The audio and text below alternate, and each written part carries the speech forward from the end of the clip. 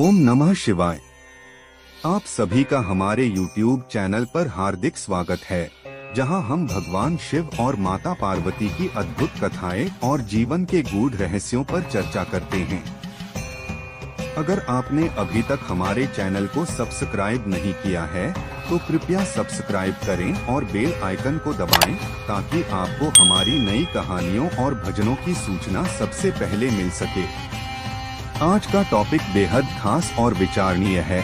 अच्छे लोग जल्दी क्यों मर जाते हैं? इस विषय पर भगवान शिव की दृष्टि से चर्चा करेंगे और उनके अद्वितीय दृष्टिकोण को जानेंगे।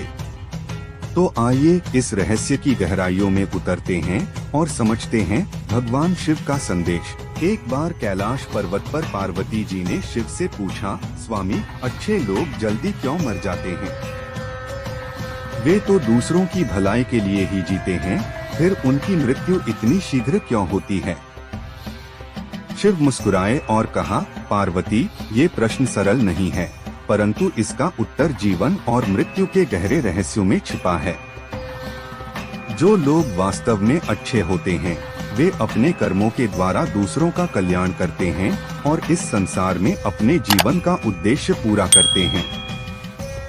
पार्वती ने जिज्ञासु भाव से पूछा, लेकिन स्वामी, यदि वे अधिक समय तक जीवित रहते तो और भी लोगों की सहायता कर पाते। शिव ने उत्तर दिया, प्रकृति का नियम है कि प्रत्येक जीव को एक निश्चित उद्देश्य के लिए भेजा जाता है। जो अच्छे लोग होते हैं, वे जल्दी ही अपने कर्मों और उद्देश्यों को पूरा कर लेते हैं। उनका जीवन छोटी अवधि में भी महान कार्यों से परिपूर्ण हो जाता है। इसलिए उन्हें इस संसार में और अधिक समय बिताने की आवश्यकता नहीं होती।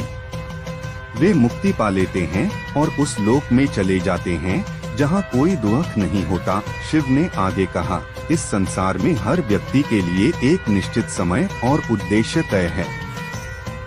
अच्छे लोग अपने आत्मा की शुद्धि के कारण जल्दी अपने लक्ष्य तक पहुंच जाते हैं। उनका पुनर्जन्म भी कम होता है, क्योंकि वे पहले ही अपने कर्मों का समापन कर लेते हैं। पार्वती समझ गयीं कि मृत्यु केवल एक अंत नहीं, बल्कि एक नई यात्रा की शुरुआत है। अच्छे लोग इस जीवन में जितनी जल्दी अपना कार्य पूरा कर लेते हैं, वे उतनी ही जल्दी उस परम सत्य में लीन हो जाते हैं, जहां उन्हें और संघर्ष नहीं करना पड़ता। शिव ने कहा, यह संसार एक परीक्षा है। जो अच्छे लोग जल्दी इस परीक्षा को उत्तीर्ण कर लेते हैं, उन्हें इस भौतिक संसार में अधिक समय बिताने की आवश्यकता नहीं होती। इसलिए वे जल्दी चले जाते हैं, लेकिन उनकी स्मृति और कर्म सदा जीवित रहते हैं। इस प्रकार पार्वती ने जीवन और मृत्यु के इस गहरे रहस्य को समझ लिया।